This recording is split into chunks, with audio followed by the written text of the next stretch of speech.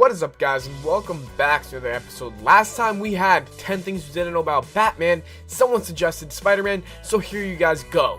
Number 10, Spider-Man's parents. If you have watched the movies or read the comics, then you already know that Peter was raised by Aunt May and Uncle Ben. Almost everyone knows that Peter's parents went missing and they are assumed dead, but what some people don't know is what really happened to them. Heroism must run in the family because Richard and Mary Parker were agents of S.H.I.E.L.D. They saved many lives, including X-Men's most iconic character, Wolverine. When Wolverine was held captive by Hydra, he was rescued by Mary and Richard. After their mission, they discovered that Mary was pregnant. Sadly, his parents never had the chance to watch him grow up and become an adult. When Peter was 6 years old, his parents were investigating Albert Malik, the third Red Skull. As soon as Red Skull found out that Mary and Richard were spying on him, he hired an assassin to kill them. The assassin sabotaged their plane and caused it to crash, which is how Peter's parents died. Number 9, he was never really that much of a nerd. A big reason why Spider-Man has become a fan favorite superhero is because he is very relatable. Whenever someone hears the name Peter Parker, they usually imagine a nerdy teenager. Even though it's true that Peter is a nerd, he wasn't always like that in the comics. In matter of fact, as soon as he was bitten by the spider and was granted amazing powers, Peter gained a massive amount of confidence. In the 7th issue, he already had a girlfriend and had no longer wore his glasses. In the 8th issue, he decided to beat up his longtime bully in front of the entire class. After Peter graduated high school, Liz Allen, the most popular girl in the school, confessed of having a crush on him. Some people even called him a womanizer because during his college years, he was in a love triangle with Mary Jane Watson and Gwen Stacy. Number 8, Dr. Octopus stole his body. One very controversial storyline involves Spider-Man switching minds with his enemy, Dr. Octopus. When this happened, Peter died in Otto's broken body. This did not mean that Peter was completely gone forever because a small fragment of his mind still remained in his original body. Dr. Octopus wanted to create a superior Spider-Man and ended up doing some unforgivable things. When he was in Peter's body, he murdered villains, and there was a time when he considered seducing Mary Jane. There were a few good things he did, like giving Peter a PhD and starting his own company. No one around Peter realized that he was acting like a completely different person. It took one whole year, but Peter finally managed to gain back control of his body. Dr. Octopus realized that he was doing more harm than good, so he allowed Peter to take his body back. Number 7, he unmasked himself during Civil War. Almost every fan was surprised when Peter decided to join Iron Man's side because that would mean that he supports the Superhero Registration Act.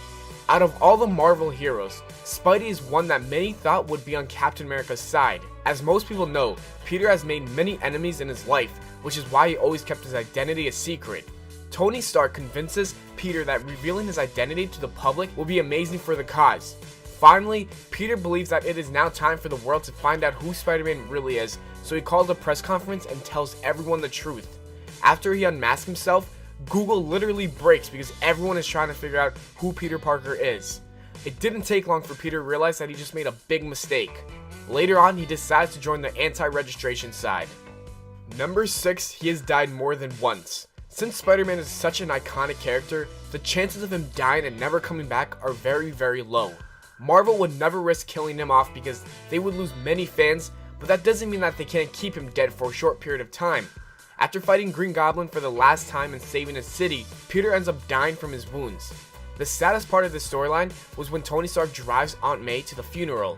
She was hoping that it would be a small service, but instead thousands of New Yorkers came to honor his death. Another time he died was when he tried to save a mother and daughter from a chemical explosion. He ends up going to limbo and has an argument with Thanos because he believes that Spider-Man shouldn't even be a hero since all he does is make everyone's life miserable by attracting more villains into New York City.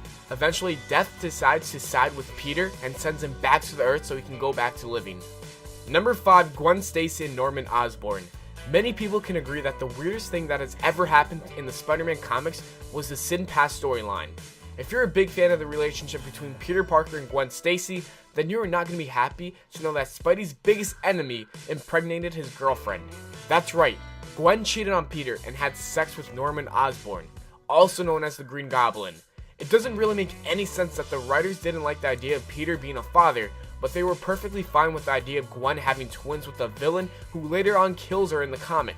Also, when the twins grow up, they attack Peter and attempt to kill him. It's a good thing that Marvel pretends as if the storyline never even existed because no one wants to remember it. Number 4, Leo as Spider-Man. Some people consider the Spider-Man trilogy the greatest superhero movies to ever exist. Tobey Maguire did an amazing job as Peter Parker, and he made everyone fall in love with the character. Many fans also really loved Andrew Garfield and Tom Holland's version of Spidey. A long time ago, James Cameron, the director of Avatar, had plans to make a Spider-Man movie, but sadly, he never had the chance to make the film. If Cameron did make the movie, he said that his number one choice for Spidey would have been Leonardo DiCaprio. Tobey, Andrew, and Tom all did an amazing job as Peter, which is why it is very hard to imagine Leonardo DiCaprio as Spider-Man. Since Leo is such a talented actor and played many major roles in so many popular movies, it's fair to say that he would probably have done a great job as Spider-Man. Number 3, not everyone liked the idea of Spider-Man. Having a nerdy teenager become the world's greatest superhero sounds like a great idea.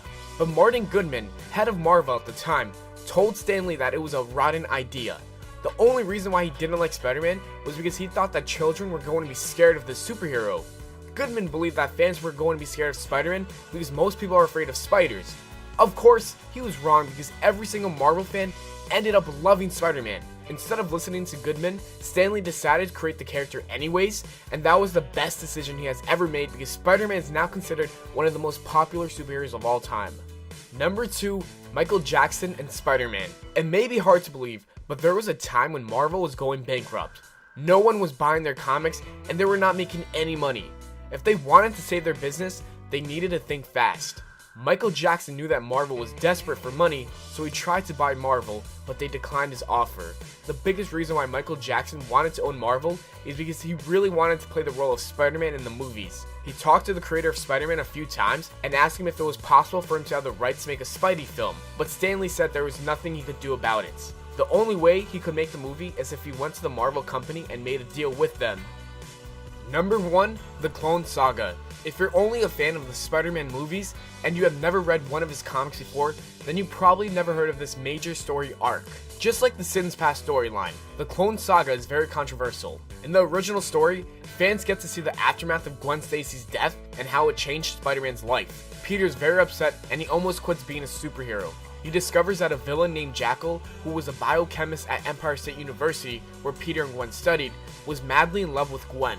He blames Spider-Man for her death and creates identical copies of Gwen and Spidey. The reason why this comic received a lot of criticism is because in the second version of the Clone Saga, fans find out that Peter Parker is technically not the original Spider-Man. It turns out that Peter is actually the clone and Ben Reilly is the original one.